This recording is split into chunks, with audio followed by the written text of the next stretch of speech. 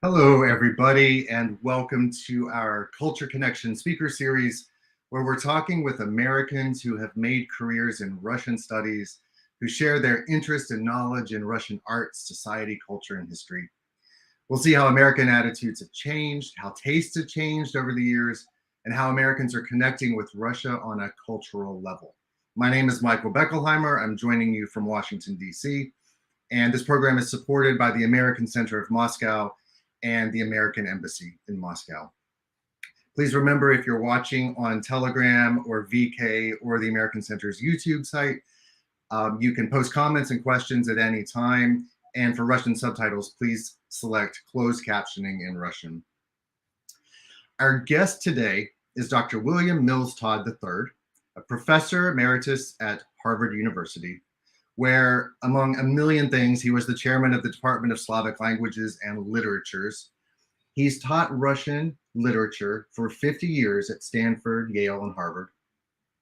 And his subjects include medieval Russian literature, 19th century Russian prose, Russian civilization, Dostoevsky, Gogol, Pushkin. You can see why I left this for last. This is the penultimate interview for a speaker series on Russian culture. Dr. Todd is the honorary president of the International Dostoevsky Society and past president of the North American Pushkin Society. So today we'll be talking a lot about Pushkin and also Dostoevsky. Professor Todd, welcome to the series. Thank you for being here. Thank you, Michael. It's an honor to be invited, and welcome to our guests. Thank you for joining us. I want to start with a very basic question, which is, when did you first become interested in Russian literature? You have a long career in this field, and it started at an early age. Tell us about it. It's a very complicated story, but I'll tell it simply and briefly. My father served in the Army, in Army intelligence during World War II, and he was trained as an officer in the American South in New Orleans. It's brutally hot there.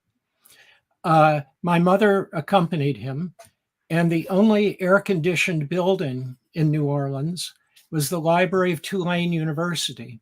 So while he was out on the parade ground, sweating profusely, she was reading Russian novels, which she loved, in the library. And as I was growing up, she was always telling me how much she loved Russian novels. When I turned 14, I started reading them myself in English translation, of course, starting with War and Peace, and then Dostoevsky, Gogol, Chekhov. But this was the period in which the Soviet Union had launched Sputnik. And young boys like myself were encouraged not to study literature, but to study mathematics and physics, so that maybe America could send up its space rockets. So I went off to university to study mathematics. And my professors told me that if I were to be serious about mathematics, I should be able to read not only French and German, which I could, but especially important to read Russian, because so much great mathematics was published in Russian. So I started learning Russian to read mathematical treatises. But along the way, I started being able to read Russian literature, and I completely changed my mind about what to study, my career path, and so forth, and took to the study of Russian literature. You know, you're not the first person to tell me that you switched from math to Russian, which I totally understand, but you are the first person to tell me you studied Russian in order to study math. That's a new twist. Yes. Well, in order to read math. And of course, it's fairly easy to read mathematical treatises because so much of the treatise consists of formulae, which are international. But very soon I could begin to read poetry and simple prose, and I was lost to mathematics. So then in college, your first degree was then in Russian literature. You had I finished most of the mathematical course, but I did then switch to Russian literature. So that was my degree, yes. And then tell us a little bit about your educational path. Well, my teachers at Dartmouth College, where I was an undergraduate, were all members of the old Russian intelligentsia. My principal teacher, Dmitry von Mohrenschildt, was a Baltic German. He grew up in a family where he knew English, French, and German. He was a midshipman in the Imperial Navy, and he escaped Russia and came straight to Yale University, where he did a degree in comparative literature. Another of my great teachers, Nadezhda Karatun, was a landowner's daughter, a pomещица in Russian. And a third of my teachers had been an artillery officer in the Imperial Army. So the Russian I learned was very much the Russian of, say, Tolstoy's era. And sometimes Russians will tell me that to this day. Then I went to Oxford University and worked with a wonderful professor there, John Fennell, who was married to a Russian princess, an emigre, and he spoke beautiful Russian, and he loved Pushkin. And he would make me write analyses of Pushkin's lyrics where I literally, had to read every sound, every letter. And I'm so grateful for that because it made me appreciate how incredibly brilliant they were. And then I did my doctorate at Columbia University, which did not have a Pushkinist, a Pushkin scholar. So I was on my own there. And I wrote my dissertation about letter writing in the Pushkin era. And when I was able to go to the Soviet Union, I read about 10,000 letters from the Pushkin period in the archives, and was able to write a book about this. But it gave me marvelous insights into the sort of daily life of the educated, westernized Russian gentry, and was marvelous background for, reading the works of Pushkin and other writers of that time. I was also privileged in the Soviet Union to meet a number of great Pushkin scholars and literary scholars who were very helpful to me as I sort of worked on my projects. I worked mainly in Leningrad, and they gave me a desk in the Pushkin cabinet, Pushkinsky cabinet, in the Pushkin House, which was the Soviet Academy of Sciences Institute of Russian Literature. So I had, within easy range, pretty much everything that had ever been written about Pushkin, which was very helpful.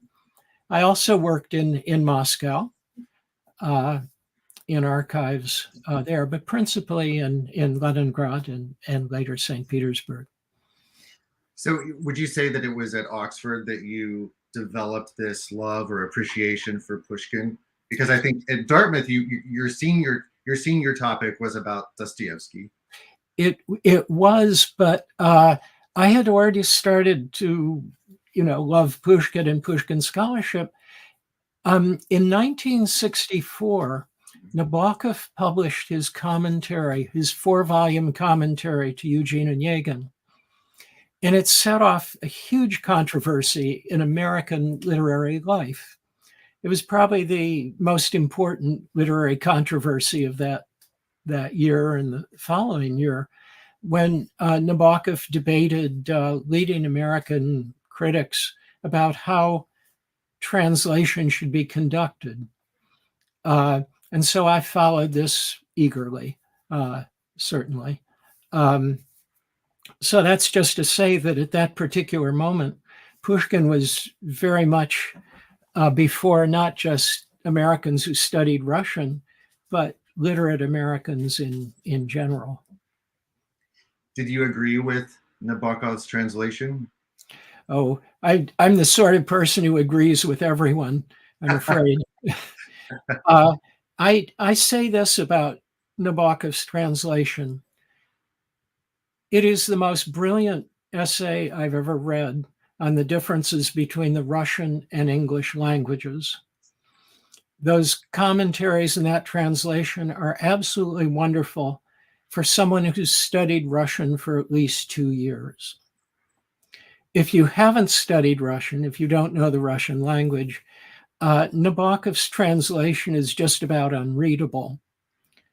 And the commentaries aren't all that helpful. But for anyone with just a little bit of Russian, the translation and the commentaries are superb. I have other translations that I've recommended to my students. Over the years, I've taught two kinds of students, as we do in American university life. One are general courses in English translation for people who don't have Russian, and then courses for specialized students and graduate students who do tend to have good Russian. And we don't use translations in those courses. So when I've recommended translations for the people who don't know Russian, I recommend different ones. I don't recommend Nabokov's. Sure. Tell me, so then in the 1960s, when did you first go to Russia? I first went to Russia in the summer of 1965. It was a 5-week tour that followed 5 weeks of very intense conversational Russian at Indiana University. Bloomington, Indiana, during the summer is hell on earth. Hot, humid, unpleasant. It's a great university. It's just not a great place in the summer. But the reward for surviving 5 weeks there was 5 weeks in Moscow, the Caucasus, Pyatigorsk, Kislovodsk, Kharkov, and finally St. Peter, or Leningrad, as it was then called. And this was the first time I really had an extensive opportunity to speak Russian. I had learned Russian the way I'd once learned Latin and Greek, sort of as a language that you read, not one that you spoke. But that summer really gave me a chance to begin to speak Russian and to get an appreciation for Russian life, countryside, museums, music, all sorts of things like this. What did you learn about the Soviet Union and about yourself on this first trip as a college student? Well, what I learned about the Soviet Union was that I spoke with many people and had, many conversations and debates. I learned that they were very open to meeting foreigners. There weren't that many of us in Russia at that time, and could be very critical of their country while loyal to it. And were interested in learning about other countries.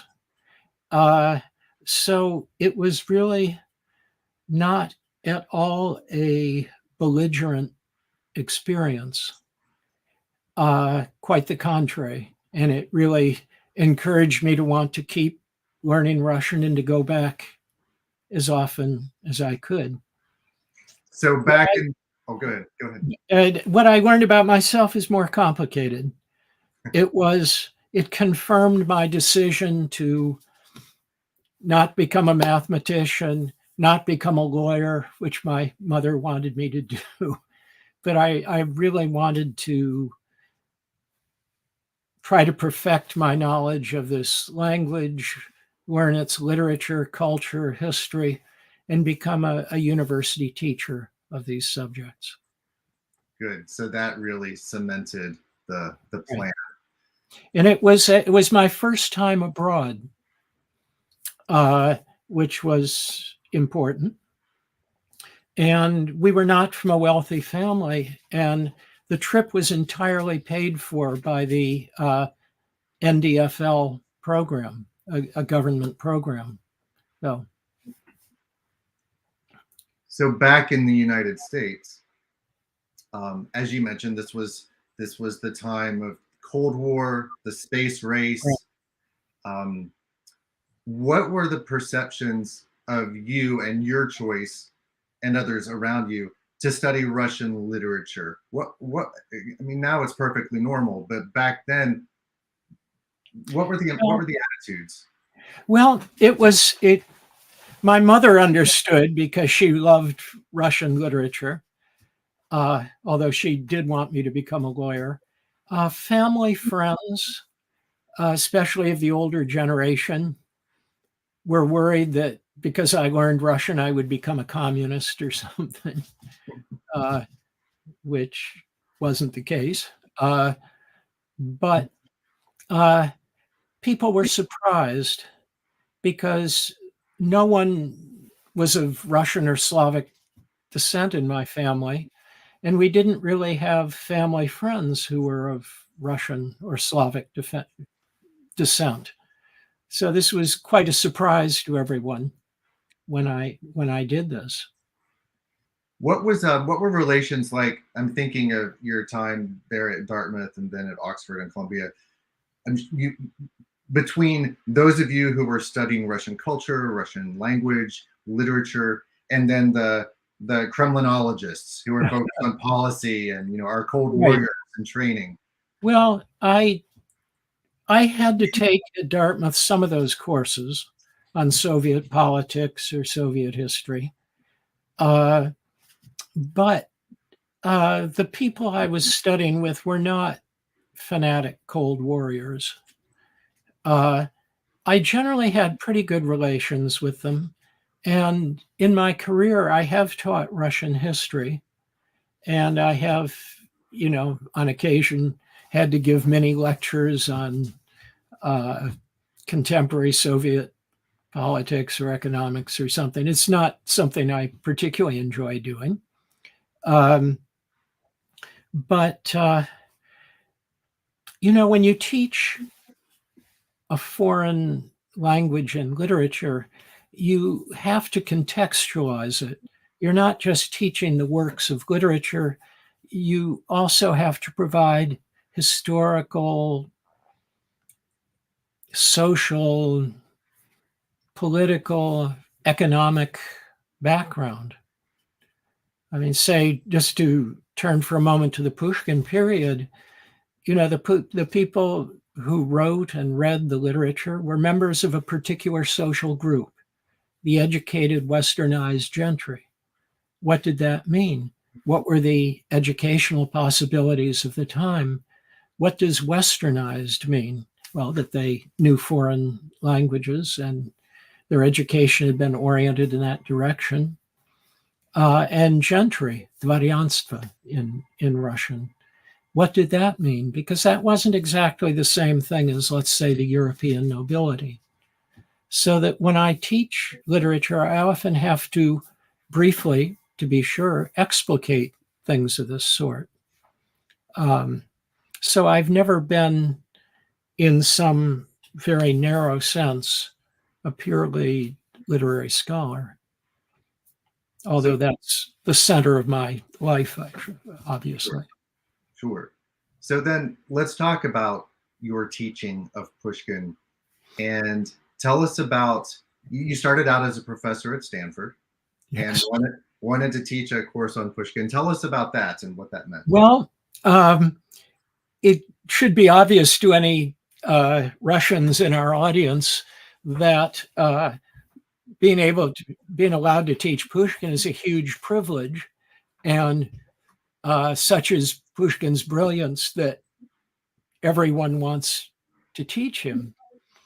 And I was the youngest professor in the department, and an older professor wanted to teach Pushkin, so I didn't get to at Stanford. I was there for 16 years. I wrote 2 books on Pushkin during that time. And I would manage to teach Pushkin in other courses I was teaching, like courses on 19th century Russian literature, or in my comparative literature courses where I taught Pushkin alongside Byron or Sterne or Stendhal, French, German, English writers of the time. Or I taught courses in literary theory where, say, we would study Pushkin's narratives. But I didn't get to teach a proper Pushkin seminar until I came here. And here at Harvard, at the moment, I am one of 3 people who loves to teach Pushkin. So we take turns and we teach different aspects of Pushkin. I was a visiting professor at Yale, and I got to teach 2 Pushkin courses there, which was a great privilege and pleasure. So during that time at Stanford, when this more senior professor was teaching Pushkin, were you, what did you learn from the way he or she taught Pushkin, and did you approve of that course? Well, the answer to the first question is not much. And no, I didn't particularly like the way he taught it. But, this is in the nature of things, as Pushkin himself might say. And so Pushkin has a line from one of his famous poems, "Храните гордое терпение," sort of maintain your proud patience. So I maintained my proud patience until I got to Harvard and Yale. So then tell us about your Pushkin course. How was it structured, and what did you teach them, and what did you want your students to learn about Pushkin? Most of all, I wanted them to learn that Pushkin was a figure who reached out, confronted all the forces of his time, and tried to understand them. So literature, world literature, not just Russian literature, world history, not just Russian history, that he confronted other works, other writers, other cultures in a very dynamic way throughout his brief life. And I wanted them to have a sense of Pushkin's dynamism and intensity and creativity, not to visualize Pushkin as some bronze figure in a statue, Second, I really wanted them to appreciate the brilliance and intensity of his writing. So we were always careful to read works, closely. And I wanted them to be able to develop their own sense of Pushkin. And so I would assign them papers to write, kursovые работы, as the Russians say. And I would have them give oral presentations, and we would critique these. This was a seminar course I was teaching. But Pushkin's confrontations with literature, with the genre system of his time, with European thought, with history, I wanted them to have a sense of all of this. Did your students arrive at your semanar with any doubt as to Pushkin's brilliance? Because sometimes there is this myth around Pushkin, and it's almost cliche to say that Pushkin is brilliant and he is a genius. Yeah, right. So is there ever any skepticism? Do you ever find yourself with your students saying, no, really, this is how great Pushkin is, and this is why? I always wanted to say why, whether they questioned it or not. Mm-hmm. No, I never had to deal with that. And that's fascinating. But understand that they couldn't take the course until they'd studied Russian for at least a couple of years, typically 3 or 4, sometimes as little as 2. So they already had a sense of who Pushkin was. And they would have read some of his works. I actually have encountered more skepticism about Pushkin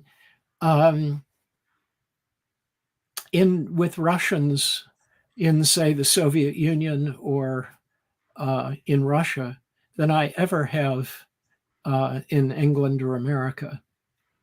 Really? And that is a very complicated question, but it was sometimes fashionable for people after they'd had a few vodkas to say, no, I think Baratynsky is a greater poet, let's say, or Pushkin is no Shakespeare or something like this. And I think that was just, for the purposes of conversation, perhaps. Right. But as you well know, there have been periods in Russian literary history where, for many Russians, Pushkin was someone to be ignored or to be denigrated. The decades right after his death, it was his fellow writers who, for the most part, kept the memory of him alive and vital. Many critics downplayed his importance, and readers who were not deeply cultured moved on to other writers. So, but I've never among my own students encountered that negativity or skepticism.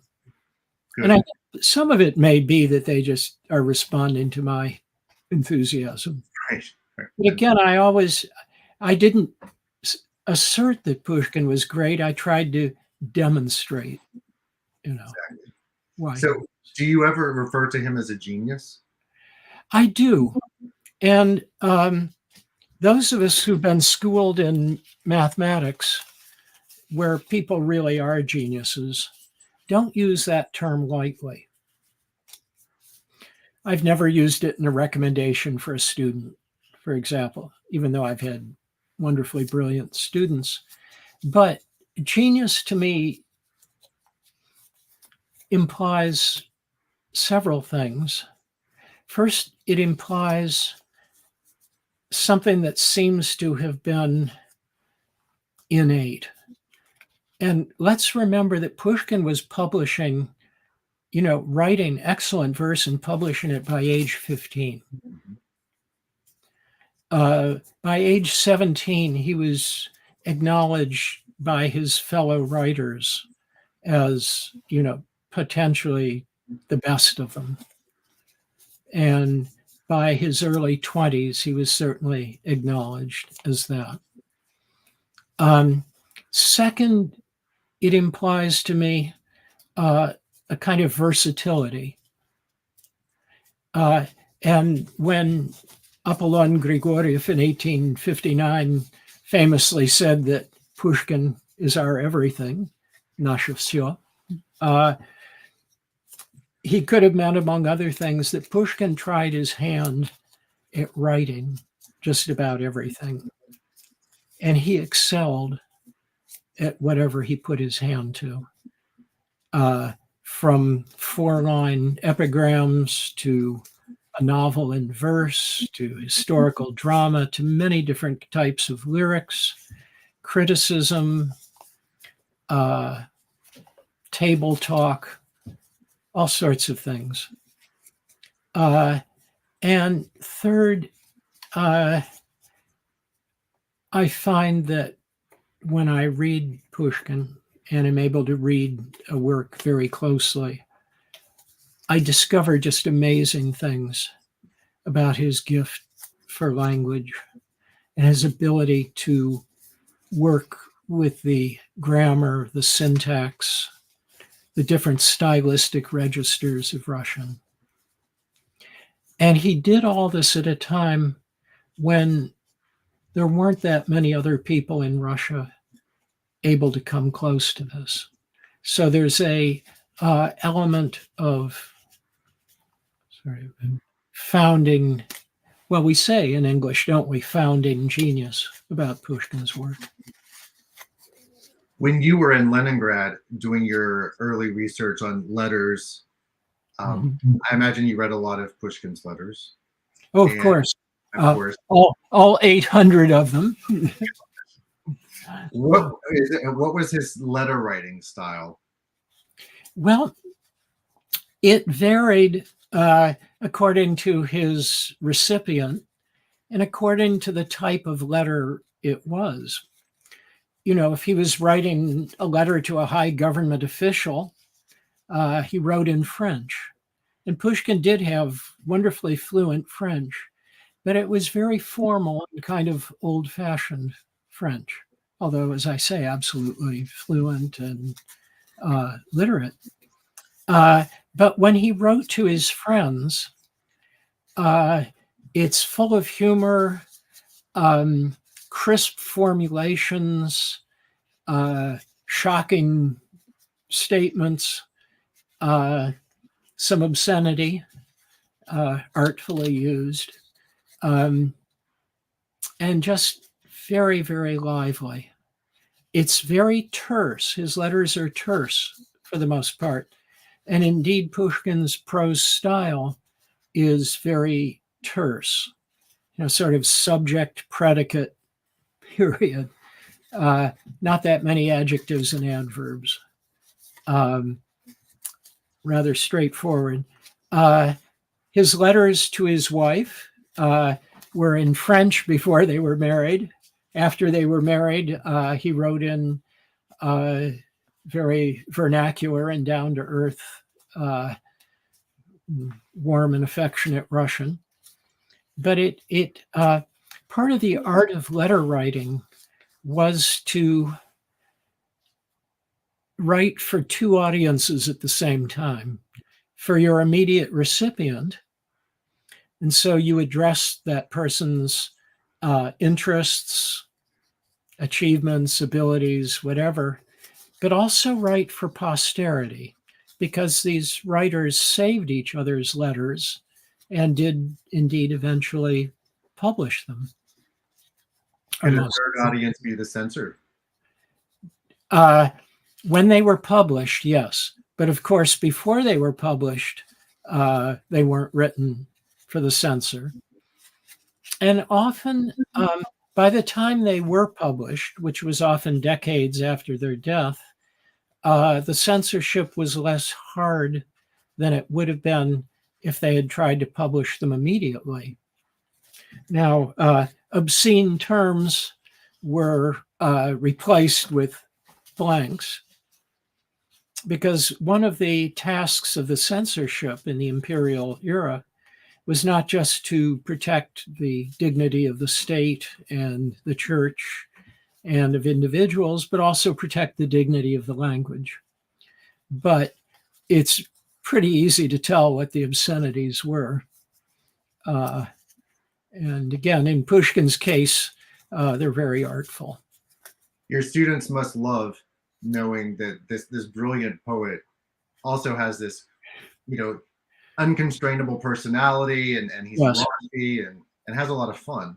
Absolutely. And I think students respond very much to Pushkin's humor, obstreperousness, sense of fun, irony, playfulness.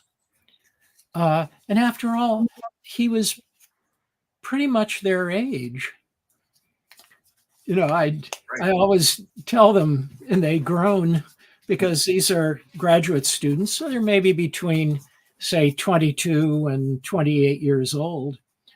You know, I say, gee, by the time, you know, Pushkin was your age, he'd written Eugene Onegin and wonderful narrative poems, great lyric poetry, was regarded as the greatest poet of his time. The implication have been, you know, what have you guys done? That's terrible. What works do your students love the most typically? That's a really good question. I think a way to answer that is to look at what they most often write their term papers about. Mm-hmm. And I think they most often over the years have written their term papers about Pushkin's narrative poems, both from the early 1820s. So that would be The Prisoner of the Caucasus, The Fountain of Bakhchisarai, and especially Gypsies.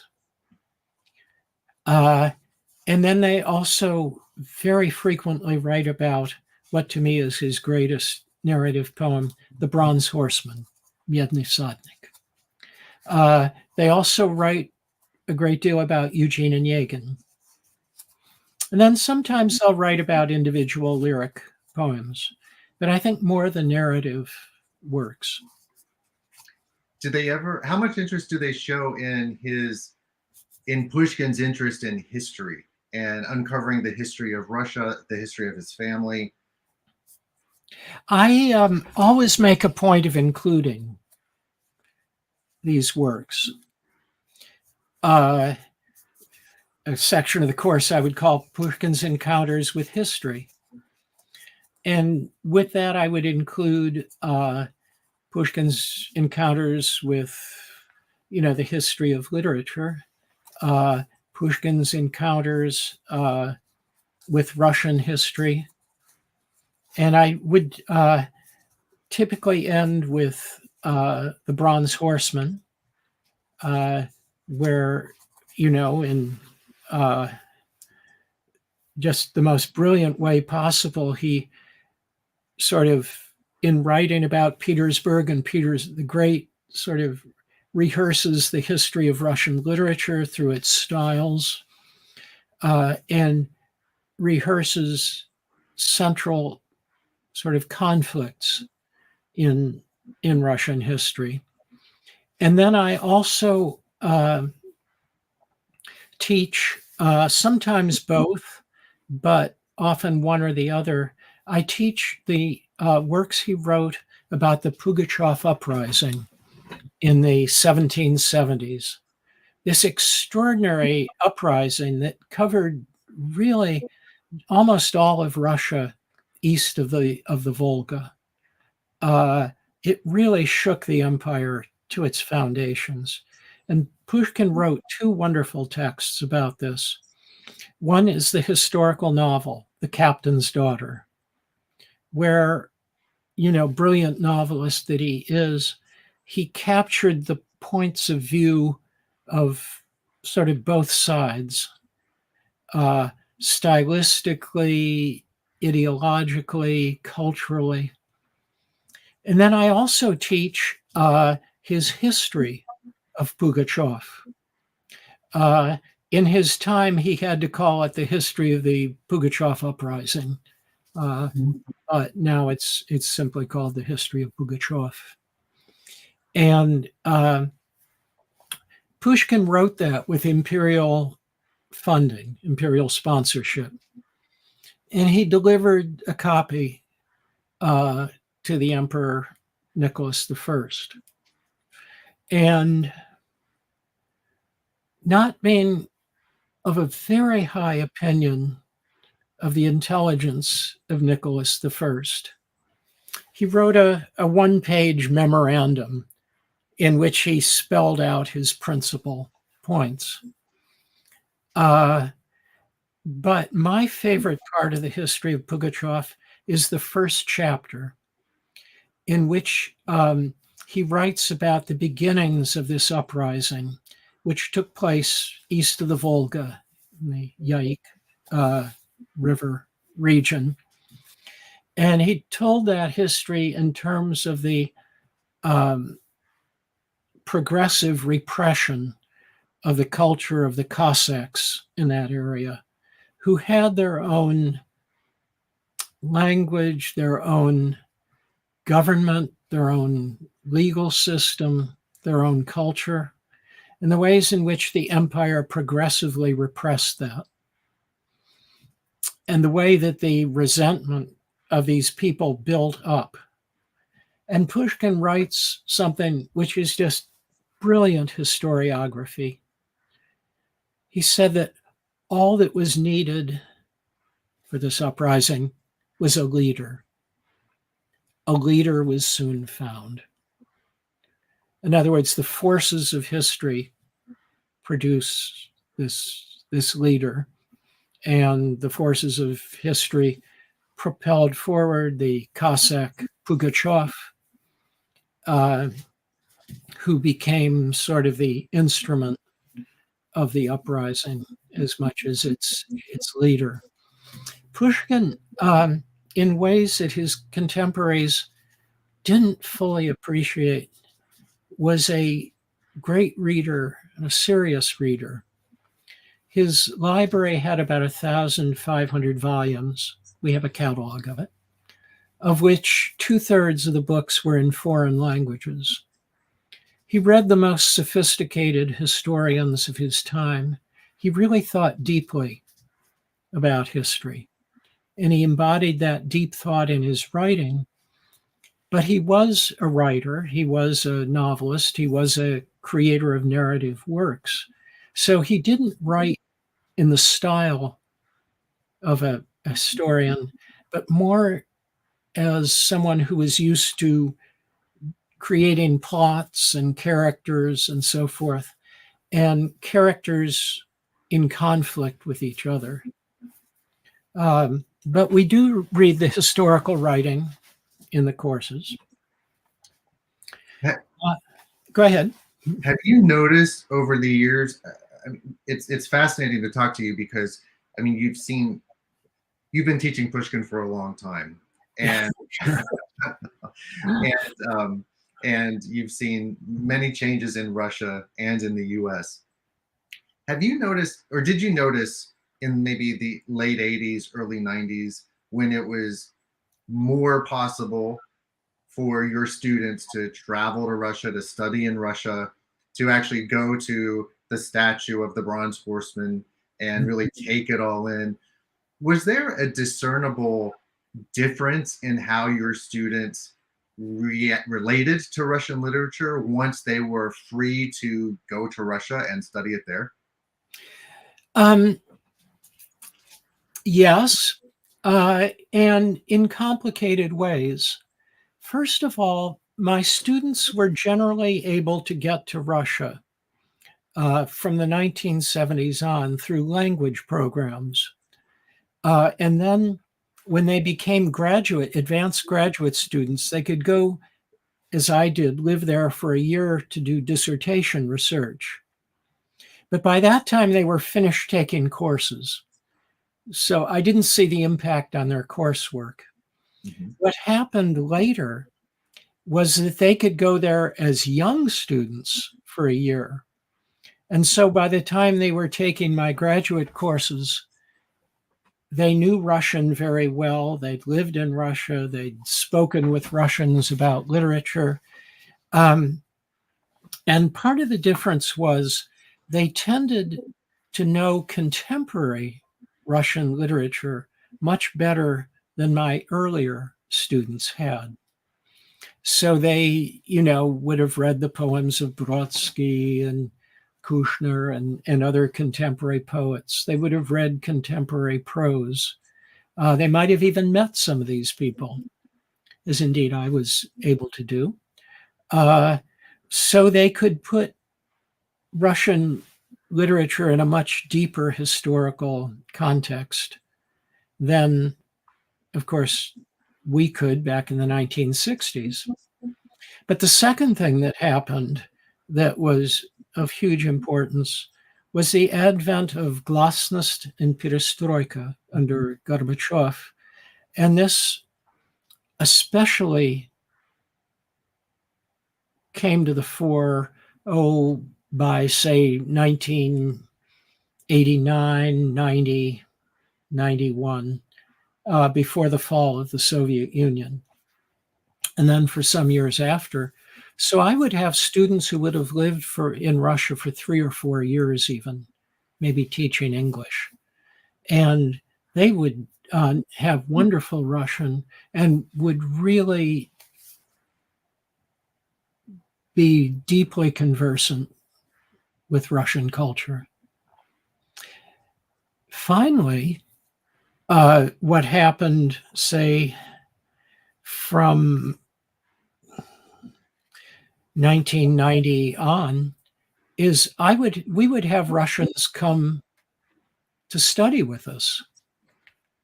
I had a student who was a young man in Moscow, and he thought it would be fun to go to Harvard.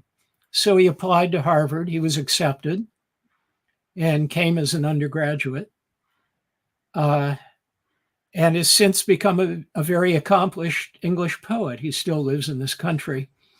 And a couple of years ago, he translated a collection of Pushkin's lyrics that was beautifully done.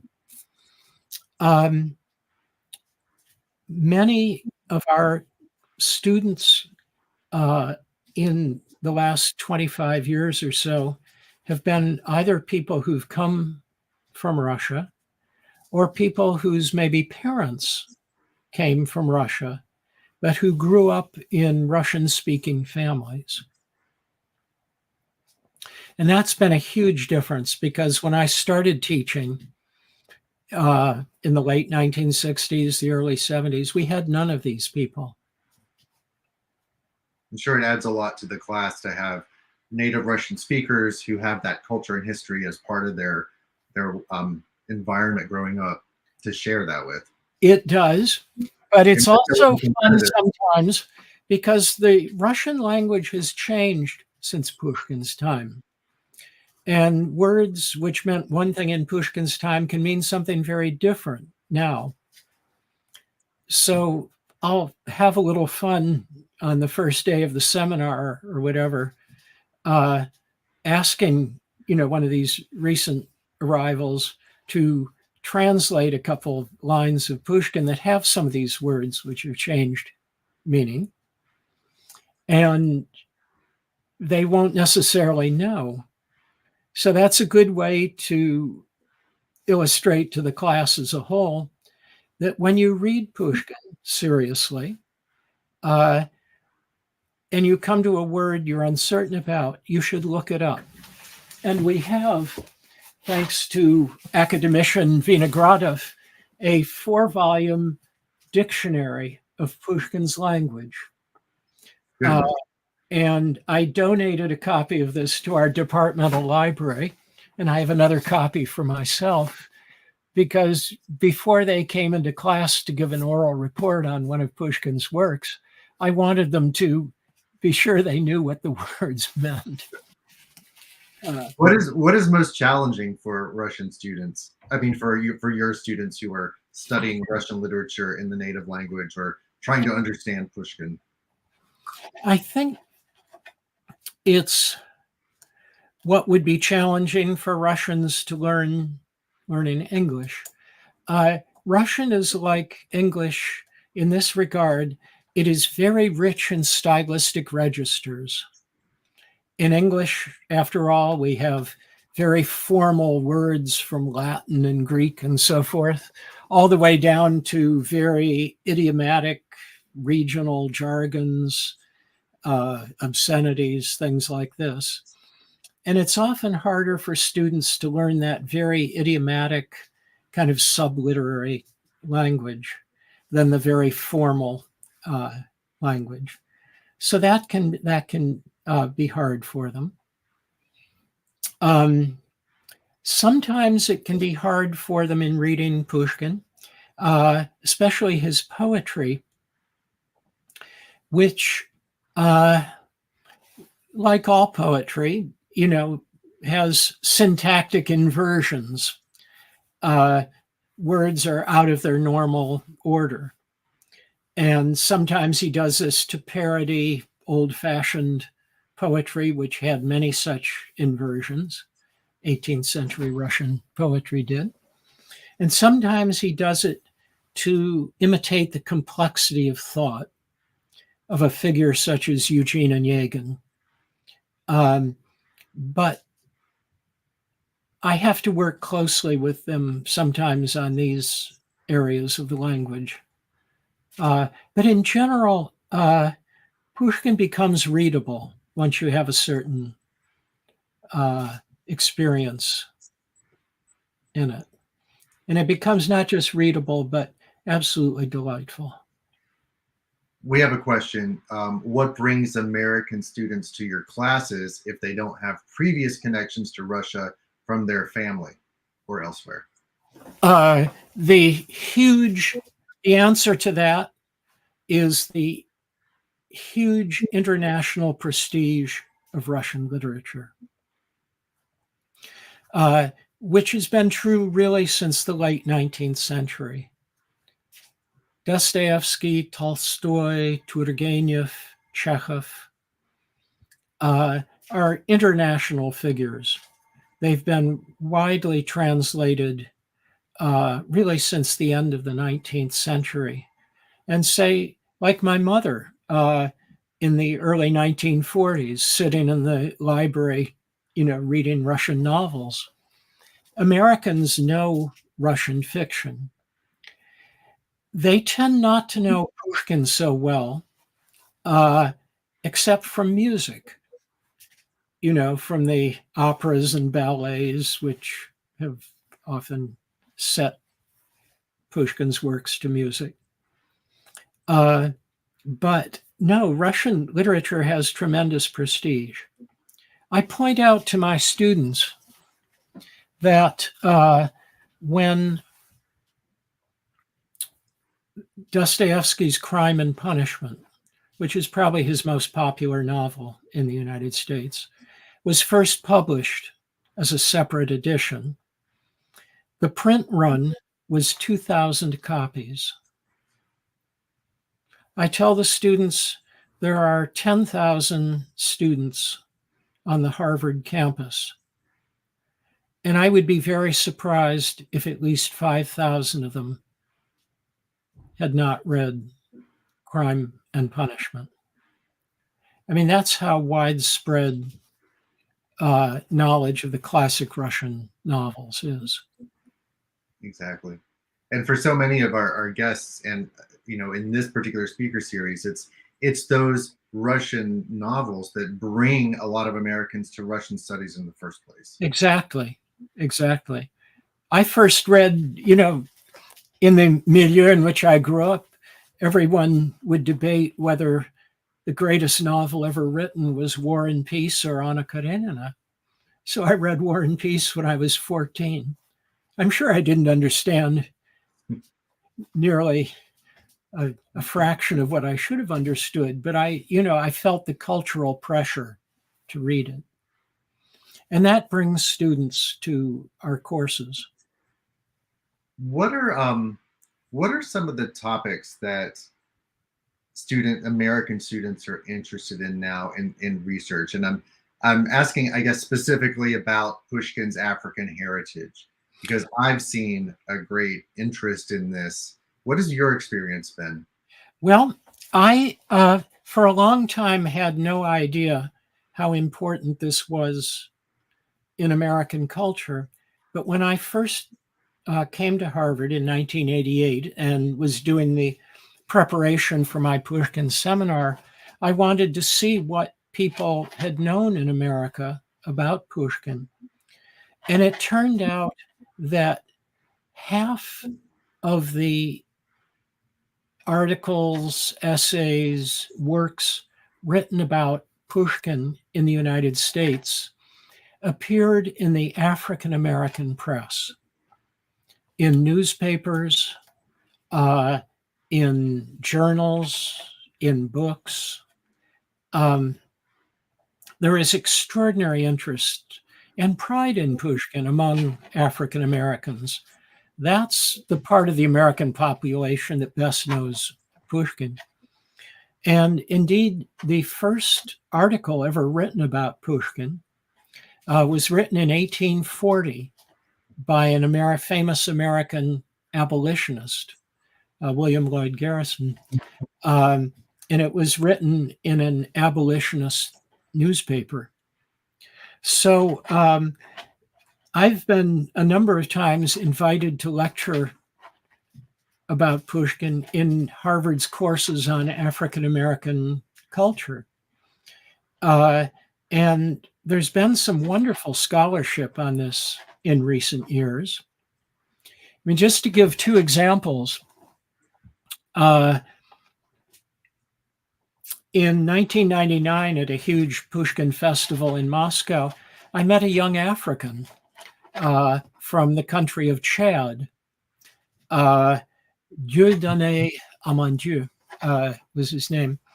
And he published a book, first in French, then in Russian, about Pushkin's African heritage, in which he carefully traced Pushkin's origins, not to Ethiopia, which had long been thought, but to the country of Chad and to a very precise place, which Pushkin's great-grandfather, the African Hannibal, had seemed to remember.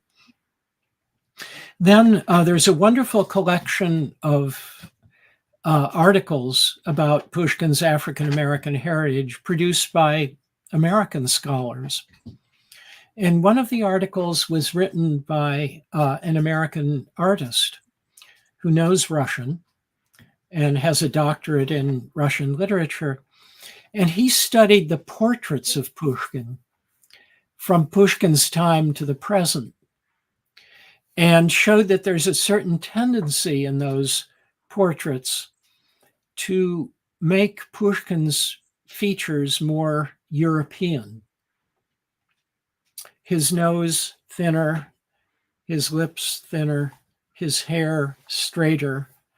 But Pushkin himself was an accomplished sketcher, and he would write little sketches in his notebooks.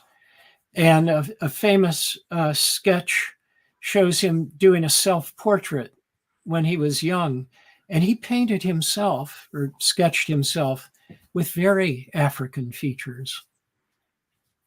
And this article wrote about that process. So this is definitely something that has interested our students in recent years. I think there's a lot of interest in Pushkin's interaction with non-Russian peoples of the Russian Empire. Whereas, say, an earlier generation, like mine, was more interested in Pushkin's interaction with European literature. And Pushkin, of course, was this marvelously cosmopolitan writer and thinker, and he owns so many books in foreign languages. But the great irony of Pushkin's life is that he never left the boundaries of the Russian Empire. In 1829, he went to sort of report on the Russian campaign against the Turks.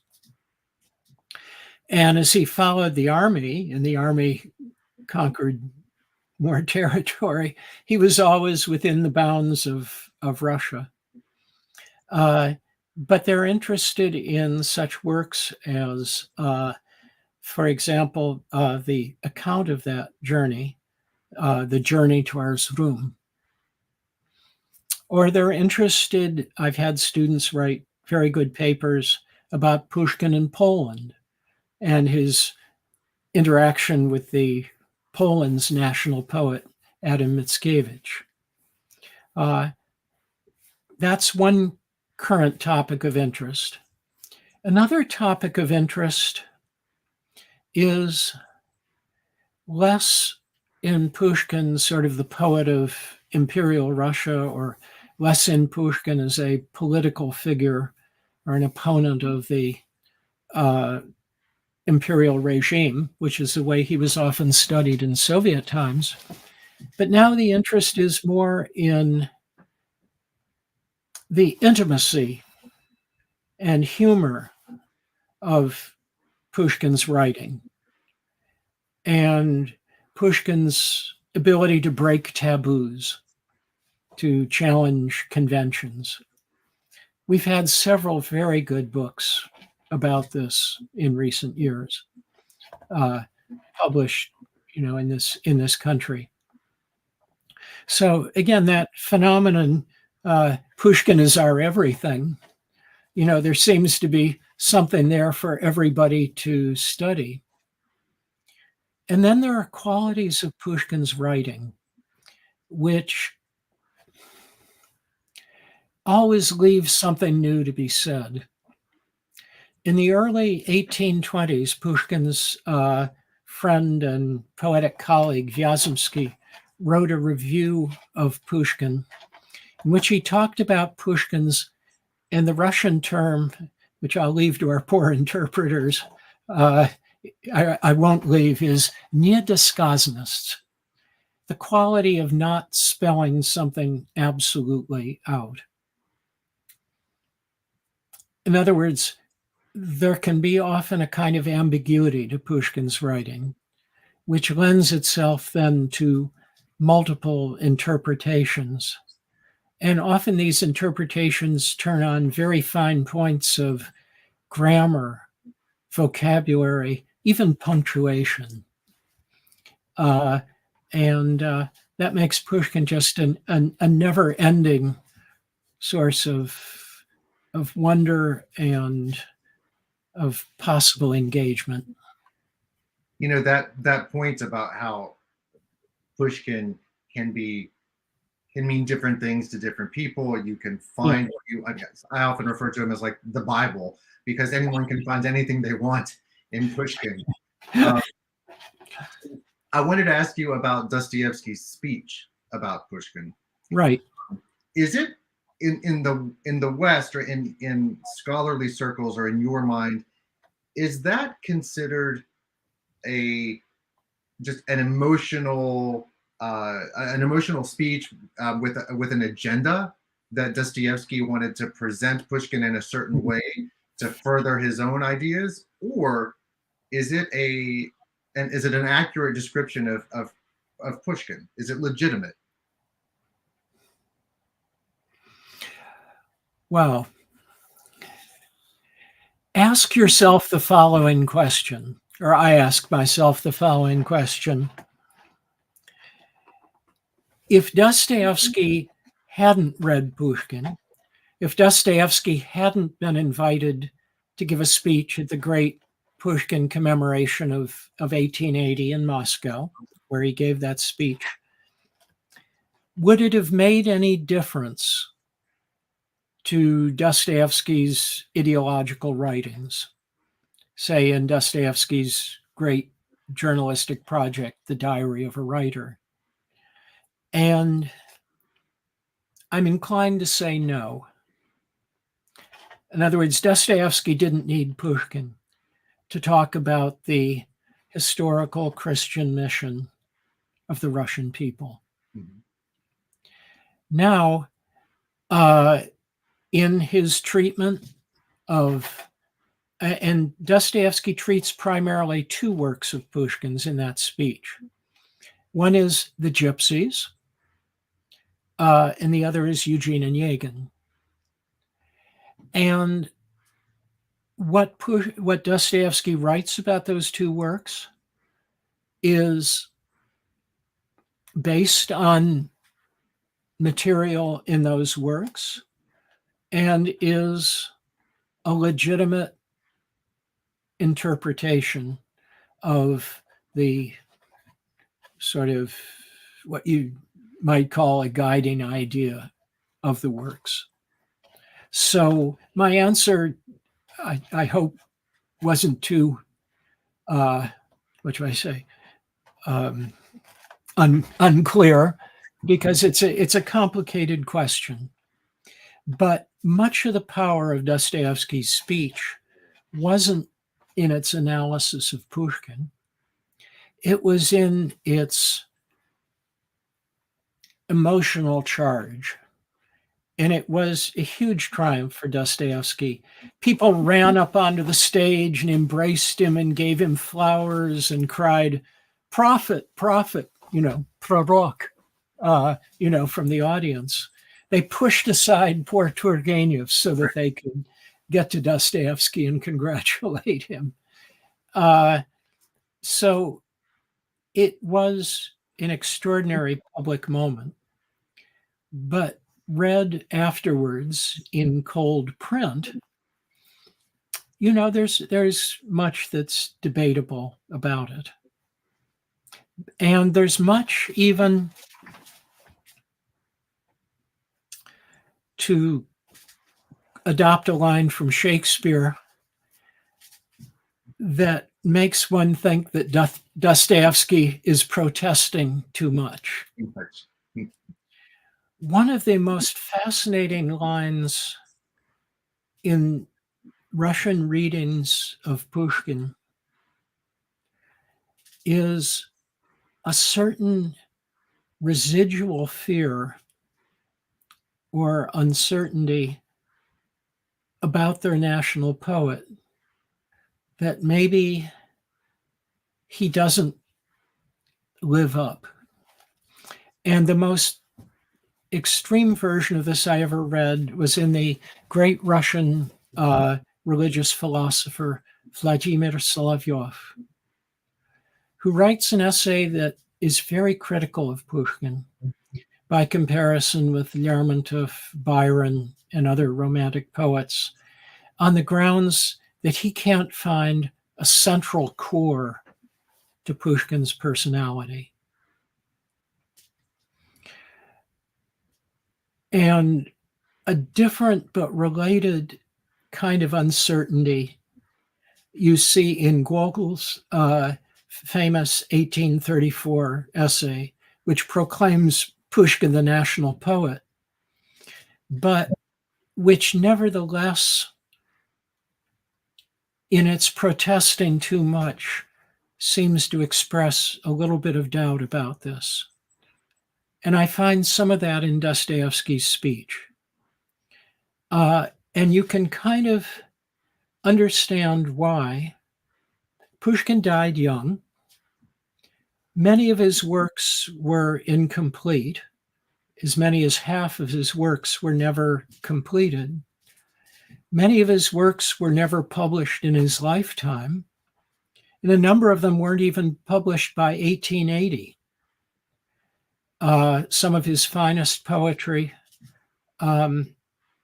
even narrative poems, were very slow to be published.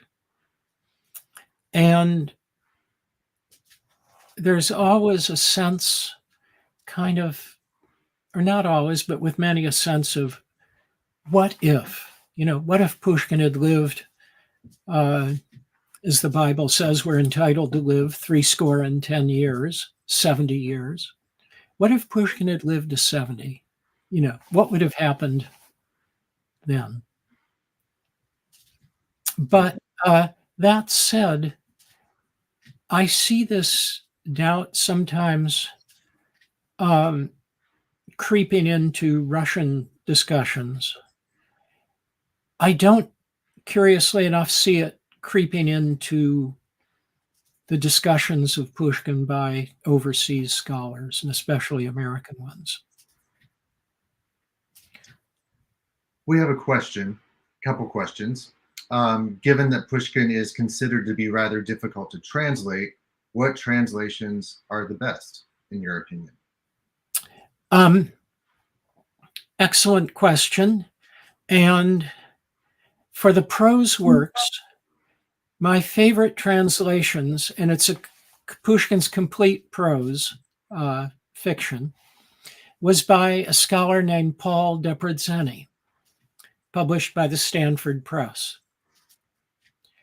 My favorite translation of Eugene Onegin, for people who don't know Russian, is by James Phelan, F-A-L-E-N. And he's also translated Pushkin's lyric poetry very well.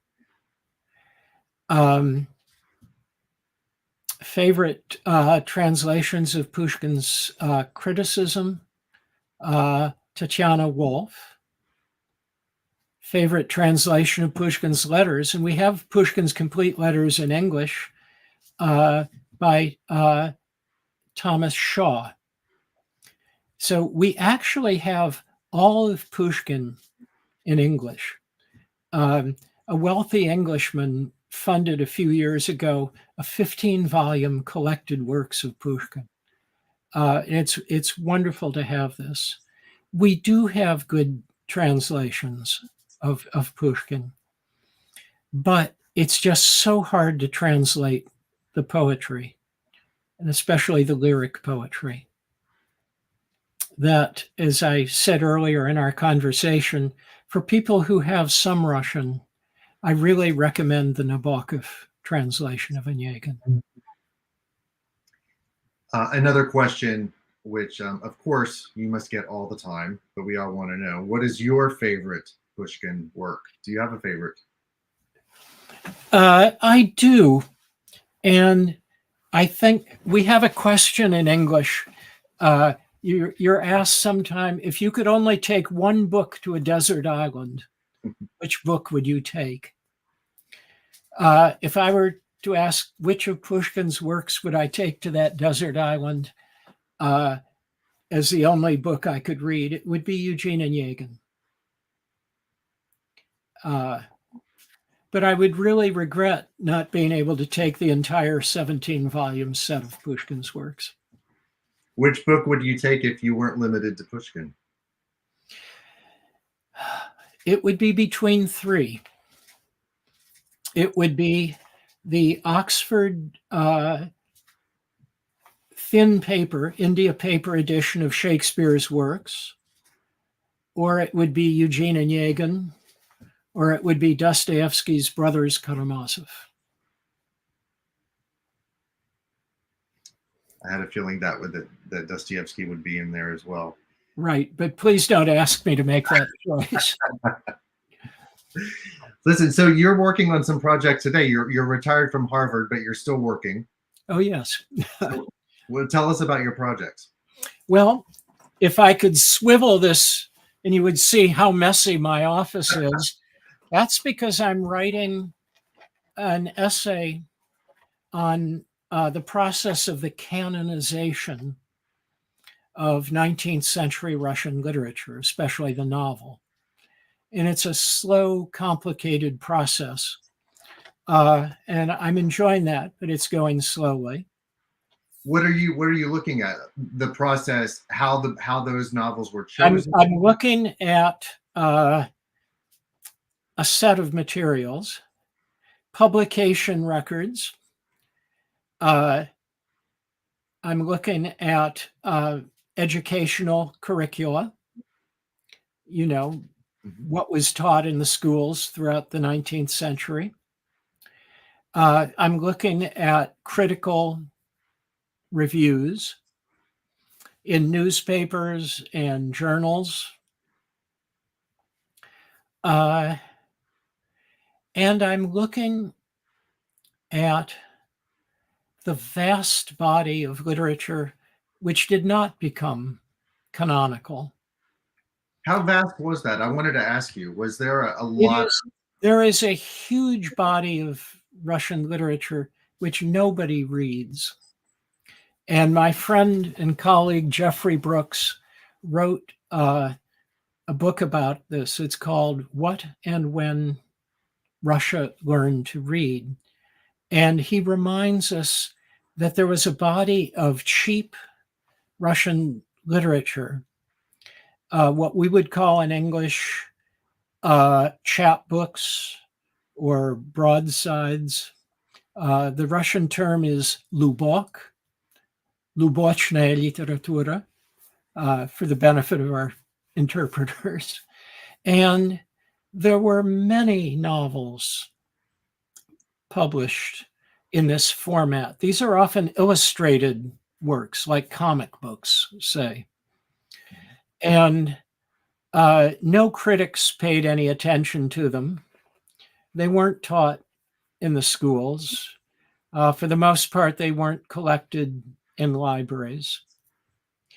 They could be processed in some way by the vast majority of Russians who are not literate in the 19th century. And if it weren't for the work of a few scholars like Jeffrey Brooks, we would know nothing about these. Is your task to identify some possible books that should be up there with War and Peace and Brothers Karamazov? I do have some, but they are not from the realms of Lubok literature. But just to give you an example, there was a writer of this literature named Ivan Krylov. Now, there's a very famous Ivan Krylov who is a canonical writer. He wrote fables. Russians know them by heart. There was another Ivan Krylov who wrote one of these cheap novels. It's called The Story of How a Simple Soldier Saved Peter the Great. It went through 43 different printings in the 19th century. Let's compare that to my first Russian novel, War and Peace, which many people think is the greatest novel ever written. In 19th century Russia, it only appeared as a separate volume in 4 editions.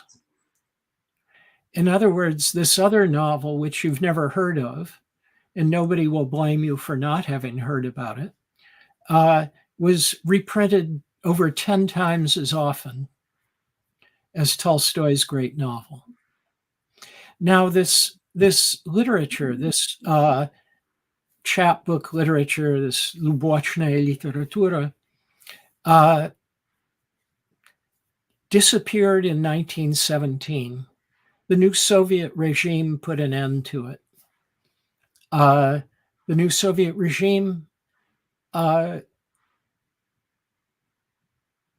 had choices as to what to use in its literacy campaigns, and it by and large chose canonical Russian literature, the classics, Pushkin, Gogol, Lermontov, Tolstoy, to a lesser extent maybe Dostoevsky, and a few other writers from the 19th century.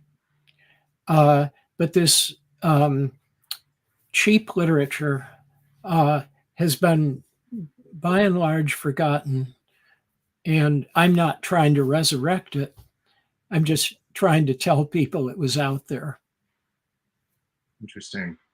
But again, I mean, there's more to becoming part of the canon than just being popular. Yes, right? There is. And it involves a complex of things. Critical attention, being incorporated into school programs. You know, part of the reason all Russians have read Pushkin is because he's taught in the schools, after all. Right. And it involves the availability of the literature. And Pushkin has been published since his copyrights expired in 1887, 50 years after his death, has been published in millions and millions of copies. So, yeah, he's out there. He's out there. Well, Bill, I'm so appreciative that you came to talk to us today. This has been this is like a free course on Pushkin, and so interesting to hear your stories. Thank you very much. Thank you for having me. There's nothing I enjoy more than talking about Pushkin. So thank you, and thank you to our audience and our interpreters.